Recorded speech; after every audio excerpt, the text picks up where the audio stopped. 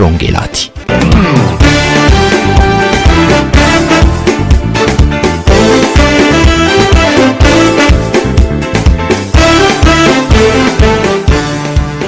Reediyoon warroongeelaa tokkummaa waldoota Oromoo warroongeelaa Awurooppaatiin qophaa'e torbanitti si'a tokko guyyaa sanbadduraa dhaggeeffattoota biyyootii gaanfa Afrikaaf naannoo isaatiif akka lakkoobsa sa'aatii Itoophiyaatti galgala sa'aatii 12 hamma sa'aatii 12:00tti dambalii gabaabaa kiiloo heerzii 15,515 yookaanis meetir baandii 19 irratti dhaggeeffattoota kibbaaf giddugaleessa Awurooppaatiif immoo akka lakkoobsa sa'aatii giddugaleessa Awurooppaatti galgala sa'aatii 21 hamma sa'aatii 21:00tti dambalii giddugaleessaa kiiloo heerzii 1,355 irratti kan isin qaqqabu tamsaasa wangeelaati. Kun reediyoo warroongeelaati.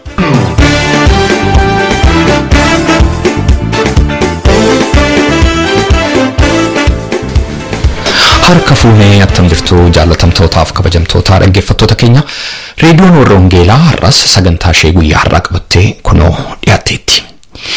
Fagoof dhiyoo taatanii karaa garagaraa sagantaa keenya kana hordofaa kan jirtan hundumaaf nagaan Waaqayyoo isiniif haa ta'u jedha qopheessaan sagantaa kanaa ana Roobsan Makkooti. Sagantaa keenya har'aa keessatti ergaa sagalee Waaqayyoo akkasumas immoo walaloo tokko qabannee dhiyaanneerra. Ergaa sagalee Waaqayyoo kan nu dhiyeessu lubaa Tamasgeen Dhabasaas yaa ta'u mata dureen barsiisa isaanii kadhannaa jedha. Waaqayyoon kadhachuun maali? Bu'aan kadhannaa maali? Maaliif Waaqayyoon kadhanna? Har'aa kaasee walittaan suuraan kutaa 5tti hiramee kan isinii dhiyaatu barumsa waa'ee kadhannaa nutti dubbatu akka hordoftan isin affeera. Akkasumas immoo walaleessaan keenya dhufeera biraasa walaloo tokko nu qabatee dhiyaateera. Hundumtuu gaa yeroo isaa eeggatee isinii dhiyaata. Madhuma sagantaa keenyaatti akka nu waliin taatan isin affeera. Isa fuuldura garuu har'as beeksisan qaba. Konfiraansii keenya konfiraansii tokkummaa waldoota Oromoo warroongeelaa Awurooppaa isa 8ffaa magaalaa Londonitti ta'u yeroon hafe torban lama gadi ta'uusaan isin beeksisuu barbaada. Hagayya 4 hamma 6tti magaalaa London waldaa Oromoo warroongeelaa London keessatti kan adeemsifamu sagantaa kanarratti yeroo kadhannaa addaa waaqeffannaa humna qabeessa akkasumas immoo barsiisa sagalee Waaqayyoo bifa addaatiin tajaajiltoota garagaraatiin isinii dhiyaata. Kanaaf beellama keessan hagayya 4 hamma 6tti isa jiru magaalaa bareedduu London keessatti akka gootan waldaan Oromoo Londoniif tokkummaa waldoota Oromoo warroongeelaa Awurooppaa waliin ta'uudhaan isin affeeruun yaadadhaa. Hagayya 4 hamma 6tti konfiraansii tokkummaa waldoota Oromoo warroongeelaa Awurooppaa magaalaa Londonitti. Egaa jaalatamtootaaf kabajamtoota dhaggeeffattoota keenya faarfannaa taanu kanaan karaa sagantaa keenyas jalqabaattan isin ceesisa. Jireenya fonkootiif wanna barbaachisaa hundumaa argadhee guuttadhee lubbuu kootti yoonnaa hir'atee maal waa'ee baasaree raawwatee akka baala mukaa raarjee tortoruu yeroo dhumaaf malee nan gargaaru yeroo dhumaaf malee nan gargaaru haadha gooftaa kana fooddee tabaasa jeelee samaana dheeran waan habbabaa isaaf jiraachuun koo waan habbabaa gooftaaf jiraachuun koo waan habbabaa isaaf jiraachuun koo waan habbabaa gooftaaf jiraachuun koo.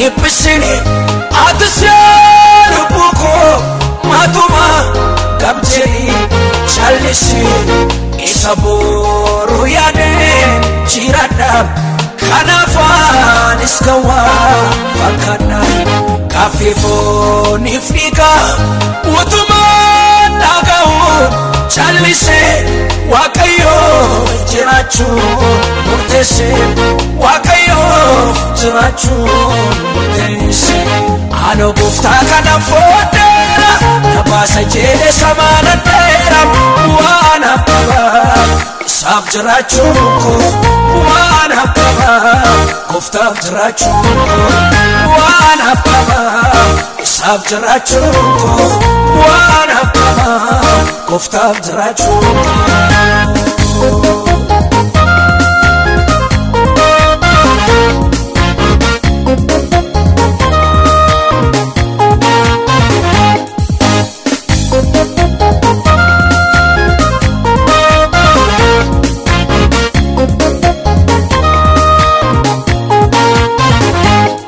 Omayu imbekum yomusa fingalu kowada walala anchedo waribi arafa sichua bayetu sarafa nafkale jirada tayafi dargama wanguda tifani shekama wanguda tifani shekama ano gufta kana fodera tabasa jede samana tera wana baba sab jirachu wana baba gufta jirachu wana baba sab jirachu wana baba gufta jirachu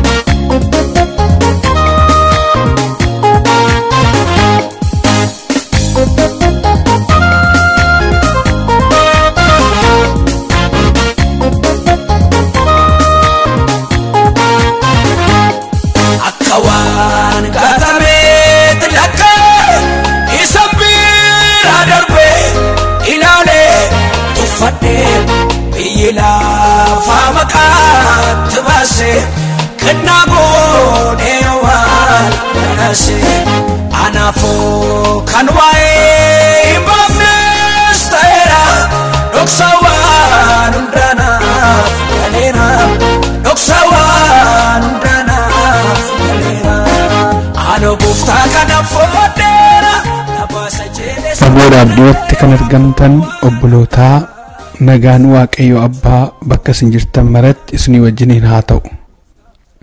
Har'a sagalee waaqayyoo akka walii wajjin qorannu kutaan fuudhee dhufee Ibroota boqonnaa 4 lakkoofsa 16 isa jiruun egan dubbisee booda sagalee kana wajjin kan walii wajjin deeman ittaansee dubbadha. Gooftaan immoo sagalee kana keessaa waan nuti dubbatu qaba. Kanaafuu mee iddoo kana nan dubbisa.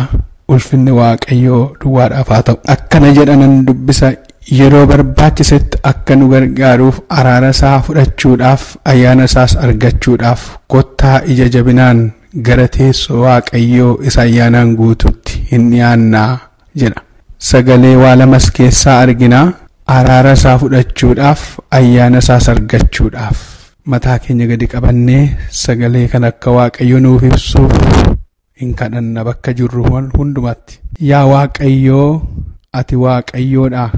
Waaqa waaqotaatii mootii moototaatii gaaronni gadi siif jedhu tulloonni siin hin diriiru. Ati waaqayyo waaqa teessoo kee irra jiraattuudha. Lafti immoo ejjennaa miilla keetiiti. Waaqummaan kee mudaa hin qabu, tolli kees dhuma hin qabu. Argitee biran dabartu, itti gortee ijan jabaattu. Gara laafummaan kee guddaadha.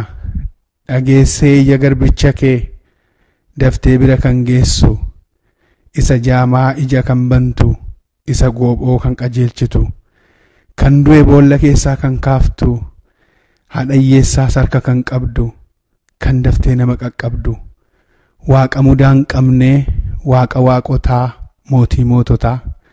Har'anaaf garboonni kee fuula kee duratti dhiyaannee si waaqayyo abbaa keenyaa wajjin wal arguudhaaf dhiyaanneerra.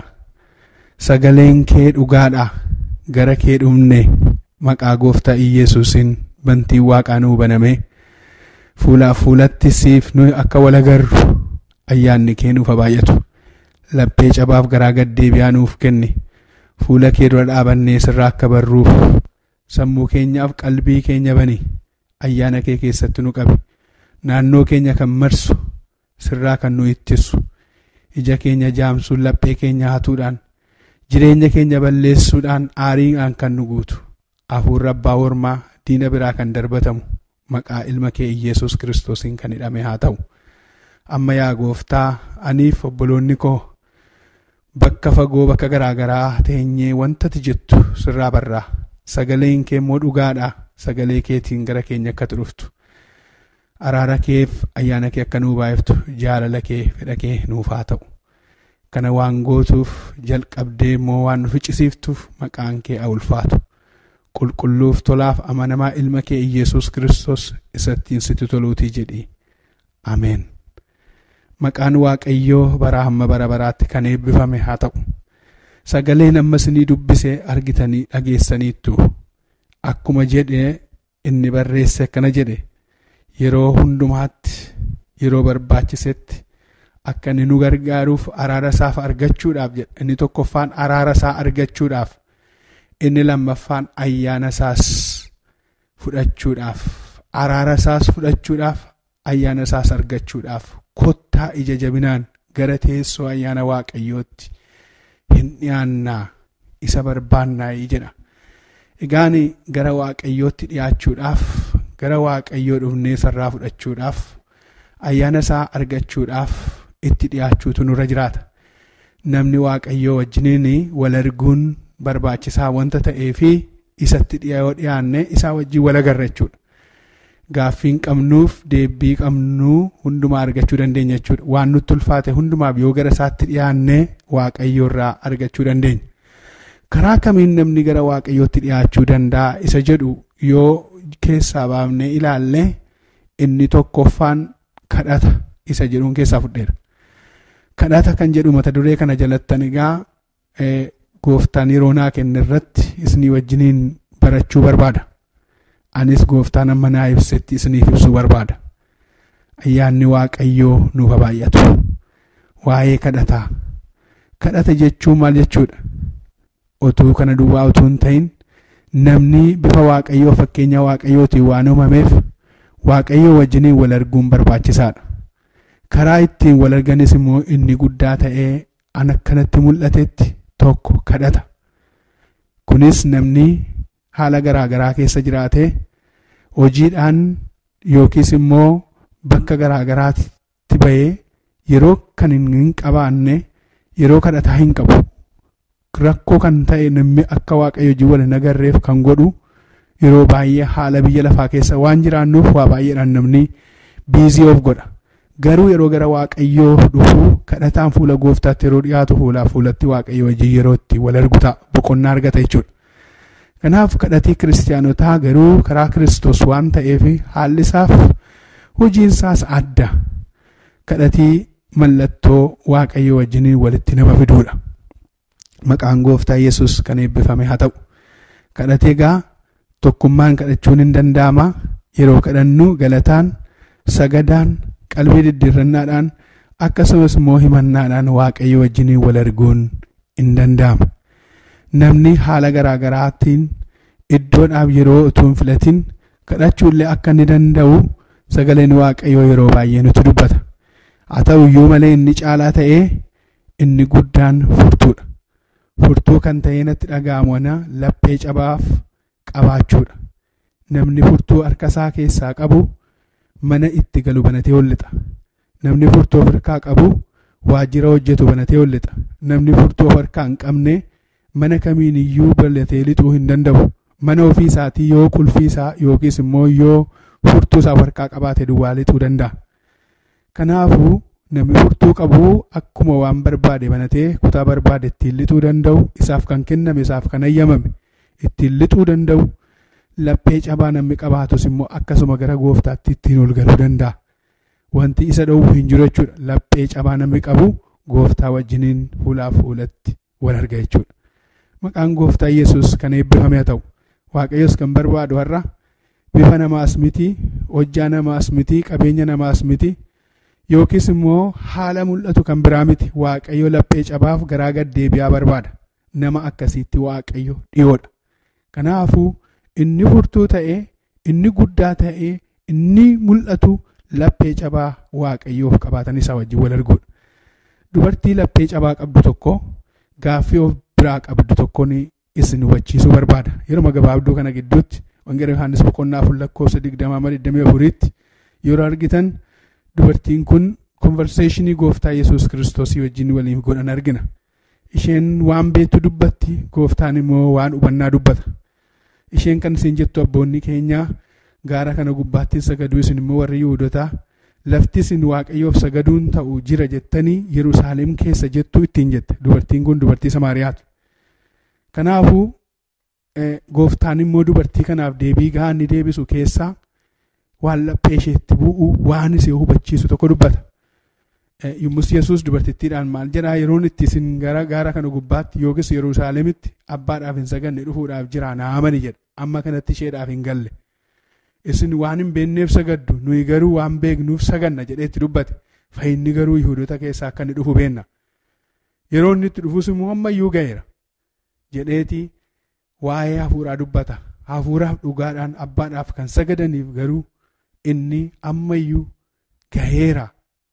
Abbaanis immoo warra hafuuraan warra dhugaadhaaf sagadan barbaada jedheeti gooftaa Yesuus waa'ee sagadaa itti dubbata. Hamma kanatti dubartii kanaaf hin galle. Dubartiin kun ba'aa qabdi, dubartiin kun gaaffii qabdi. Gaaffii isheen qabdu gara booddeetti deebitanii yoo ilaaltanii dhoksaa mataa isheetii qabdi kan namatti himuu hin dandeenye. Yesuus garuu dhoksaa dubartii kanaatti dubbate. Akkana jedhee dubbate, dhaqiitii abbaa manaa qabda, abbaa manoota kee fidii kottu jennaan hin qabu jette. Kun dhoksaa mataa isheetiiti. Maaliif kan qabdutti iyyuu 5 qabda jedhe Yesuus. Ati koo raajii ta'uu kee nan argaa. Raajota keessaa tokko akka taate natti mul'ata ittiin jette. Hin dhageesse, kana booddee dhaggeeffachuutti kaate lapheensee cabaadha. Gooftaan kana booddee waaqayyo hafuura egaa warri isaaf sagadan hafuuraaf dhugaadhaan isaaf sagaduutu hin ta'a ittiin jedhe. Kana booddee lapheensee cabe, kana booddee keessi ishee waaqayyo wajjiniin wal arguu barbaade. Isinitti dubbate kana fudhatteeti dubartittiin kun magaalaatti ol baatee isa iccitii koo dubbate kottaati ilaa kunoo isa kana jetteeti of kennitee ofii ishee laattee magaalaatti ol baatee waa'ee isaa dubbachuu jalqabde. Dhuga ba'umsa jalqabde. Ilaa isa iccitii koo dubbate, isa ba'aan of baadhee deemu natti dubbate, isa dhoksaa koo dubbate, kottaatii dhagaa ilaa isa kana jettee dubbatte. Namni laphee cabaa qabu, namni garaa gad deebi'aa qabu dafee gooftaa wajjin wal arguu danda'a jechuudha. Dubartiin dubartii Samaariyaati malee dubartii Yihuudoota keessaa miti. Haa ta'u iyyuu malee isheen yeroo sana iyyuu qodaatti dhugan irratti addaan baafteetti. Bifaan addaan baafteetti, hafuuraan addaan baafteetti, lagaan addaan baafteetti. Iyesuus garuu kanaan lagaan addaan hin baafne. Iyesuus garuu qodaanaan addaan hin baafne. Isheetti iccitii garaa isheetii dubbate, waa'ee fayyinaatti dubbate. Kana booddee isheen fudhattee baatee magaalaatti hidhattee dubbachuu hidhattee maqaan gooftaa Yesuus kan eebbifame haa ta'u. Har'a egaa gooftaan laphee namaatti dubbate kan nama qabu hin jiru, kan nama hidhu hin jiru, kan nama dhoowwu hin jiru. Kottaa ilaalaa jechuudhaaf mirga qabdi. Ilaa sanatti dubbate san arge kottaatti ilaalaa jette. Gooftaa Yesuusiif galanni bara baraan haa ta'u. Har'as egaa waamicha akkasii kan godhan baay'een jiru. Kan gooftaan dafeetti dubbatu lapheen isaanii cabaa ta'e, garaan isaanii gad deebi'aa ta'e, gooftaan kanaa wajjin quunnamtii qaban, laphee cabaa wajjin quunnamtii qaba. Laphee cabaan gooftaa duratti obboleessa koo, obboleettii koo, har'a atis dhiyaadhu, hundi keenya haa dhiyaannu. Inni anaaf isiniif deebiidha. Maqaan gooftaa Yesuus kan eebbifame ta'u. Inni waanjoo kamiyyuu nurraa cabsa. Inni gaaffii kamiyyuu hin deebisa. Inni dhoksaa kamiyyuu hiika namaa ta'a. Isa sitti ulfaate sirraa kaasa. Isa sitti cime sirraa fuudha. Maqaan gooftaa Yesuus kan eebbifame haa ta'u. Har'a egaa sittan hima obboleessa koo, sittan hima obboleettii koo, sittan hima haala kam keessa kan jiraattan hunda keessan laphee caraaf gara gad deebi'aa qabaadha. Waaqayyo warra akkasii wajjin quunnamtii qaba. Warra akkasiif deebii ta'a. Warra akkasii hiika qabu. Maqaan gooftaa Yesuus kan eebbifame haa ta'u. Mee har'aaf asuma irrattan dhaabeetan yeroo biraa attamittiin warra attamiitu sagadaaf ta'a, warra attamiitu beekuu danda'a isa jedhu walii wajjiniin ilaallaa. Yeroo gabaabduu kana gidduutti kan akka hubannuuf waaqayyo waan nu gargaareen maqaan isaa kan eebbifame haa ta'u. Nana bana hubadheera jettanii yaaddodhee yaada. Waaqayyo hafuura warri isaaf sagadan hafuuraaf dhugaadhaan isaaf hin sagadu. Taa'aaf jedhe laphee cabaaf garaa gad deebi'aa warra qabanii wajjin Yesuus wajjin jira. Laphee keef garaa kee wajjin Yesuus haa ta'u. Waan sitti ulfaate gooftaa Yesuus sirraa haa kaasu. Kanaaf obboleessa koo dhaabadhu, kadhadhu, Waaqayyo wajjin wal argi, kadhatii ba'aa sirraa kaasa. Maqaan gooftaa Yesuus kan eebbifame haa ta'u. Asuma dhaqaannaan eebbifama maqaa. Jireenya fonkootiif waan na barbaachisaa hundumaa argadhee guuttadhee lubbuu kootti yoonnaa hir'atee maal waa'ee baasaree raawwatee akka baala mukaa tortoruu yeroo dhumaaf malee gargaaru yeroo dhumaaf malee gargaaru haadha gooftaa kana fooddee tabaasa jeelee samaana dheeraan waan hafaba isaaf jiraachuun koo waan hafaba gooftaaf jiraachuun koo waan hafaba isaaf jiraachuun koo waan hafaba gooftaaf jiraachuun kun reediyoo warra Wangeelaatii sagantaan keenya itti fufa.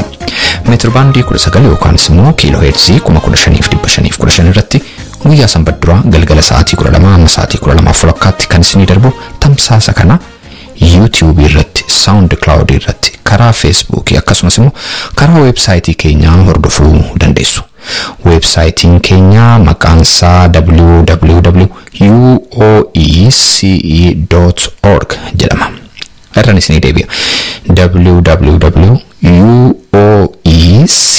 www.uoece.org jedhama. Dhaggeeffattootni keenya biyya Ameerikaa immoo itti dabalaan lakkoofsa bilbilaa 51824 irratti tola bilbiluudhaan akkasuma nu dhaggeeffachuu akka dandeessan isin yaadachiisa.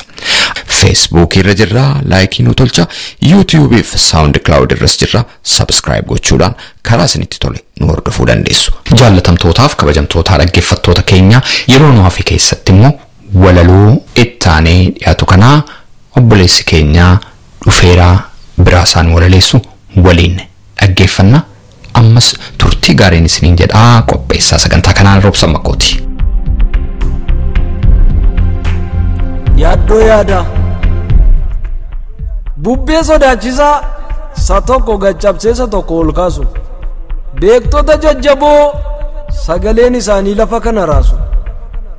Inni tokko aadee inni kaaniin harka bineensa daggalaa kaan tortoree badaa kaan rimmee eeggata dhumasaa galgala. Umuriin nama danuu gabaabaatti raawwata utuun argina kaakaa ofii sodaanna malee sagalee sodaachisuuf dubbii akka bakakka. Biqilaa guddina ishee yeroo malee goolabdee karaa irratti dhaabattu dhuma isheetu fokkisa wanti jalqaba toltee lafanarraa dhaadhattu. Xuruphii dachee samiirra balali'uuf lafarra gangalachuu teessuma meeqa yaabaa maqaa geeddaratanii 90 dhalachuu. Sanyii boriif eegamte egeree balleessanii yeroo ishee malee haamu waan muraaseef jecha morgaa micciiranii teessuma wal saamu. Teessuma olaanaa gurra guddaa baatee addunyaan faarsine baay'een hin bosose kaan immoo caccabe dhaloonni hin argine. Iddoon ciisicha ishee shimala saataatu yookaanis moos fooldi foon biyyee manyaata qancara bishaataa gowwaa fi cofoldi. Foonni yoo tuulamee tulluun ol dheeratee addunyaan ilaalte gurra nama duucha kan ishee weeddiftee fooniif kan kiraarte. Arraba kuullattee uumamaaf weeddifti urguftee dubooshee reeffa boolla keessaa egeraa faarsitiim argine bukooshee. Uumama harka kee yaasa jechuu maaliif dhaggeeffatta yemmuu isheen fajajju waan hawwii uumamaa harka keetii dhufaa sakamiif uumamni uumamaaf gugguufa. Oduun biyya lafaa odeessanuu numu oduun gadi yaa'ee tulluu meeqa akka marrummaan nu coree nurraa gadi taa'e. Addunyaa of tuultuu salphinni ishee namarratti naftu hundumti ishee.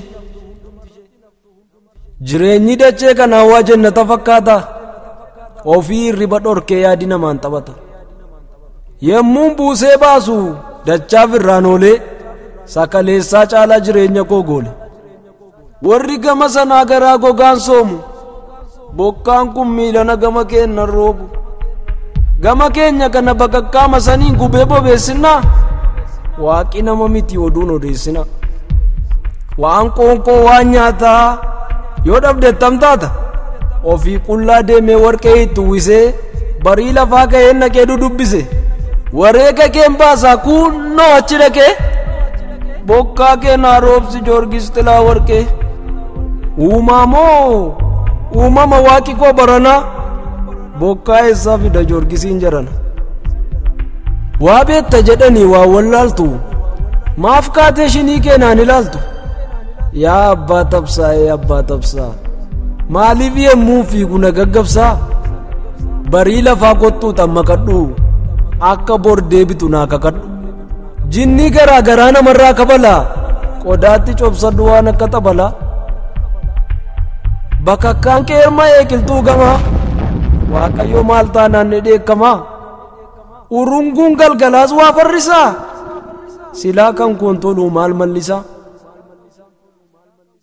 taabota la jiru manan bulin gaafa baalas geerii margan murin qilleensa isaa kanaa waan godhu dhageessaa biqilaa kee jiissee caccabsee balleessa isa caccabeeyyuu kan ijaaru inni akka namaattis hin ilaalu haasaa sobaan guutteen darbatinaa waaqayyo gaariidha namatinaa እግዚኦ ማሪና ክርስቶስ እስጎ ማሊምነ ክርስቶስ inni jedhan isan jedhu walii lama maaliif daa'imni koos kanaan gidirama waan saan beenne mallattoon gungume hiikaasaa wallaalee mataan na dhukkube isaaniif karaadha karaa walii lama kanan duukaa jooru wan horii moo nama taklaa imaanootii uraa'el ruufaa'el kidaanee miratii nu naman faarsinu waaqayyoon alatti abuune aragaawii abuune Pheexroos tafarii fi abbo waaqi lama miti irratti hin baacina abbo uumaa fi uumama sirriitti adda baasee barateera namu jettee guuree hin gowwoomu lamu madda sobaan guuttee wal geenyee baqanna dhugaa dhaggeeffannee dhugaarraa baranna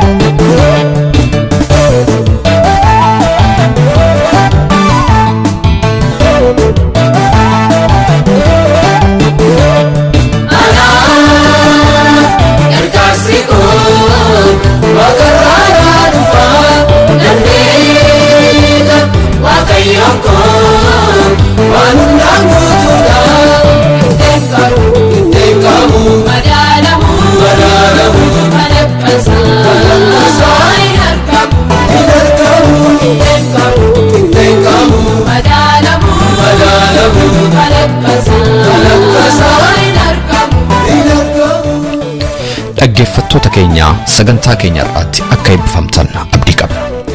Waa'ee sagantaa keenya gaaffii yookaan yaada yoo qabaattaniif karaa teessoo xalayaa keenya rww@tevelingsvine13 Oslo Norway jedhaatiin nu barreessaa yookaanis karaa iimeela keenya raadiyoowarrawangeelaa@gmail.com jechuudhaan nu qunnamaa.